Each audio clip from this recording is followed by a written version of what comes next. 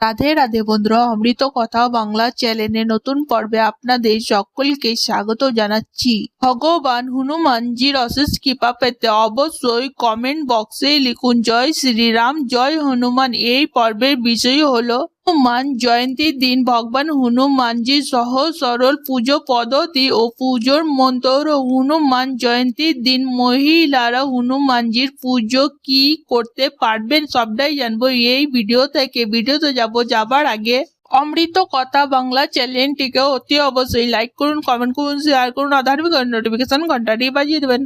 চৈত্র মাসের শুক্ল পক্ষে জন্ম হয়েছিল ভগবান হনুমানজি। দিনটা ছিল মঙ্গলবার। ধর্ম অনুসারে পূর্ণিমা তিথিতে জন্মগ্রহণ করেছিলেন ভগবান হনুমানজি। সেই কারণে চৈত্র মাসের শুক্ল পক্ষে পূর্ণিমা তিথিতে পালিত হয় হনুমান জয়ন্তী। হনুমান জয়ন্তীর জন্ম নিয়ে রয়েছে একাধিক কাহিনী। ব্রহ্মাণ্ড পুরাণ অনুসারে কেশরী নামে এক অসুর ছিল। তার কন্যা ছিলেন অঞ্জনা সুন্দরী। অঞ্জনা বানর রাজকে বিবাহ করেছিলেন। সেই বানর প্রধানের নামও ছিল কেশরী। কিন্তু বিবাহের পরে নানা রকম জটিলতা দেখা দেয়। বহুদিন ধরে রাজা কেশরী ও দেবী অঞ্জনার সন্তান হচ্ছিল না। এই কারণে মনে কষ্টে ভুগছিলেন তারা। তাদের কষ্ট দেখে ধর্মরাজের দয়া হলো। এমনি একদিন অরণ্য ভ্রমণ করছিলেন দেবীকে তিনি একাই ভ্রমণ করছিলেন। সেই দিন তখন ধর্মরাজ এক নারীর রূপে এসে অঞ্জনার সঙ্গে সাক্ষাৎ করে। দুজনের মধ্যে গড়ে ওঠে বন্ধুত্ব। কথায় কথায় জানতে চান অঞ্জনার দুঃখের কথা। তারপর তাকে সন্তান লাভের পরামর্শ দেন। ধর্মরাজ এক নারীর রূপে এসে অঞ্জনাকে ভালো পরামর্শ দেন। দেবী অঞ্জনাকে পবন দেবের আরাধনা করতে বলেন। সেই নারীর কথা শুনে অঞ্জনা আরাধনা শুরু করেন। কথিত আছে বহু বছর তপস্যা করে পবন দেবের কৃপা পান দেবী অঞ্জনা। পবন দেবের কৃপায় অঞ্জনার গর্ভে জন্ম নিল হনুমানজি। সেই কারণে হনুমানজিকে পবন পুত্র বলা হয়ে থাকে। এছাড়াও রয়েছে আরো একটি কাহিনী। কথিত আছে রাজা দশরথ পুত্রের যজ্ঞ করে অগ্নিদেবের কাছ থেকে পেয়েছিলেন পুত্রদায়ী পায়েস। সেই পায়েস রানী কইকেয়ী যখন খেতে যাচ্ছিলেন তখন একটি পাখি এসে পায়েসের ছিনিয়ে আকাশে উড়ে গেলেন। অঞ্জনা পুত্রের কামনায় শিবের তপস্যা করছিলেন। দেবী অঞ্জনার তপস্যায় ভগবান শিব তুষ্ট হন। তিনি দেবী অঞ্জনাকে দর্শন দিয়ে বললেন একাদশ রুদ্রের একটি রুদ্র হয়ে জন্ম নেবেন তিনি। এরপর ভগবান শিবকে পুত্র হিসাবে পেতে অঞ্জনা পবন দেবের তপস্যা শুরু করেন। তপস্যায় সন্তুষ্ট হন পবন দেব।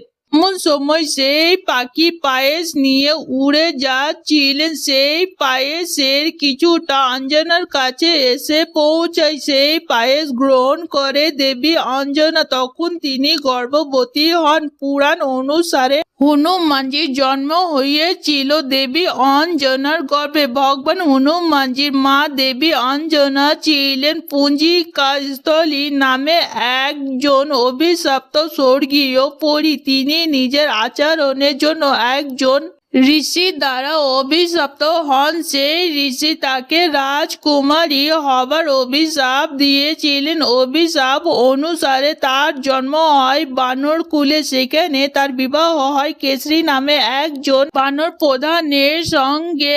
অঞ্জনা কেশরী পুত্র হিসাবে জন্ম নেন হনুমানজি। ভগবান হনুমানজি হলেন মহাদেবের অংশ।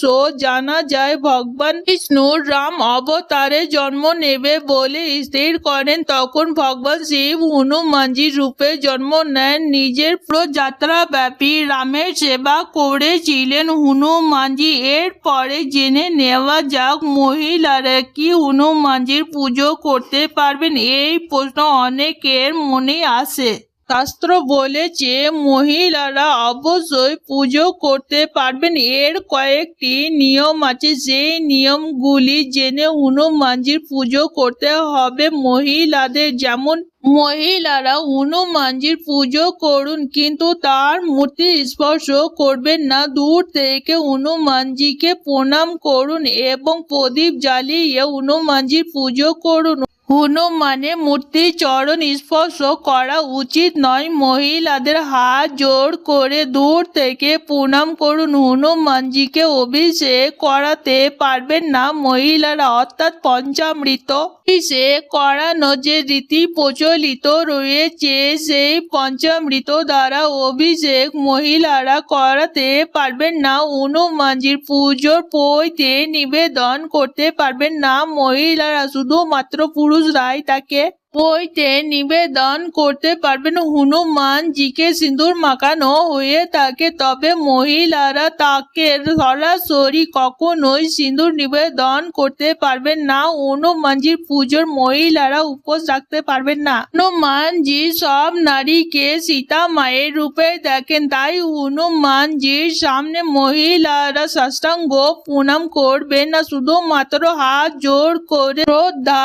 জানাবেন। মহিলারা হনুমান চালিসা ও সুন্দরকাণ্ড পাঠ করতে পারবেন, তবে বজরং পাঠ মহিলাদের না করাই ভালো। হনুমান জয়ন্তী দিন ভগবান হনুমানজিকে পুজো করা সহজ সরল পুজো পদ্ধতি। হনুমান জয়ন্তী দিন সকালে স্নান সেরে শুদ্ধ বস্ত্র পরে হনুমানজিকে পুজো করতে হবে। লাল বস্ত্র পরে হনুমানজিকে পুজো করা উচিত। স্নান সম্পূর্ণ করে শুদ্ধ বস্ত্র পরে প্রথমে ভগবান সূর্যদেবকে জল অর্পণ করতে হবে। এরপরে বাড়ি ঠাকুর ঘর ভালোভাবে পরিষ্কার করে নিতে হবে। ঠাকুর ঘরে উত্তর দিকে বা পূর্ব দিকে কাঠের চৌকি পেতে চৌকির ওপরে লাল আসন পেতে হনুমানজির ছবি কিংবা মূর্তি স্থাপন করতে হবে। নৈবেদ্য সাজিয়ে রাখতে হবে, যেমন হলো বেসনের লাড্ডু, মালপোয়া, ক্ষীরের ভোগ সাজিয়ে রাখতে হবে। ছবি কিংবা মূর্তিতে লাল ফুলের মালা, তুলসী পাতার মালা পরিয়ে দিতে হবে। যদি আপনি মহিলা হন তাহলে তুলসী পাতার মালা এবং লাল ফুলের মালা পাশে রেখে দেবেন। তারপরে কিছুটা চন্দন বেটে নিতে হবে। একটি বিশেষ ঘোল তৈরি করতে হবে। কমলা, সিঁদুর ও জুঁই ফুলের তেল দিয়ে, যদি জুঁই ফুলের তেল আপনার কাছে না থাকে তাহলে সর্ষের তেল দিয়েও এই ঘোলটি তৈরি করতে পারেন। সব থেকে ভালো হয় জুঁই ফুলের তেল পেলে, যা দশকর্মার দোকানে সহজে পাওয়া যায়। এরপর ধূপ প্রদীপ জ্বালিয়ে পুজোতে বসতে হবে। প্রথমে হাত জোড় করে রামের ধ্যান করতে হবে। রাম রাম উচ্চারণ করবেন হাত জোড় করে। এরপর পুজোর আসনে বসে ধূপ প্রদীপ জ্বালিয়ে নিতে হবে। হাতে গঙ্গার জল নিয়ে চারিদিকে গঙ্গা জলে ছিটিয়ে দিতে হবে। প্রথম হাত জোড় করে ভগবান রামের ধ্যান করবেন। রাম রাম উচ্চারণ করতে হবে। রাম রাম ছাড়া ভগবান হনুমানজি প্রসন্ন হবেন না এবং পুজো সম্পূর্ণ হবে না, তাই রাম রাম অবশ্যই উচ্চারণ করবেন। এরপর যে বিশেষ গোলটি তৈরি করেছেন সেটি হনুমানজিকে অর্পণ করবেন। আর যদি মহিলা হন সেই গোলটিকে হনুমানজির পাশে রেখে দেবেন। এরপর পুষ্পাঞ্জলি অর্পণ করতে হবে। হাতে বেল পাতা, তুলসী পাতা, লাল ফুল, চন্দন, অক্ষত নিয়ে প্রথমে 3 বার রাম রাম বলবেন।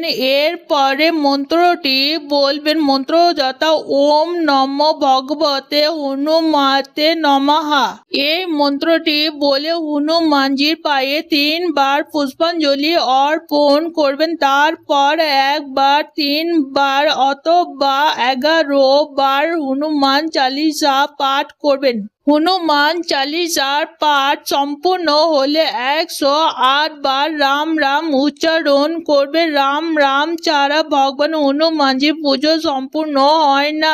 এরপর হাত জোড় করে হনুমানজির প্রণাম মন্ত্র বলতে হবে। মন্ত্র যথা মনোজম মরু তুল্য বেগম জিতেন্দ্রিয় বুদ্ধিমতা বরিষ্ঠম বানর ইয়ুক শ্রী রাম দূতা শরণ নাম প্রদোদং।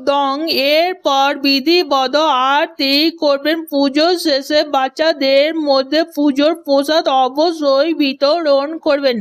হনুমানজির পুজো দিন ভোর ভোর শয্যা ত্যাগ করবেন এবং যে কোনো পবিত্র নদীতে গিয়ে স্নান করবেন। এই দিন কঠোর ব্রহ্মচর্য নিয়ম পালন করতে হবে। এই দিন ভুলেও কালো পোশাক পরা উচিত নয়। লাল বস্ত্র পরে হনুমানজিকে পুজো করতে হবে।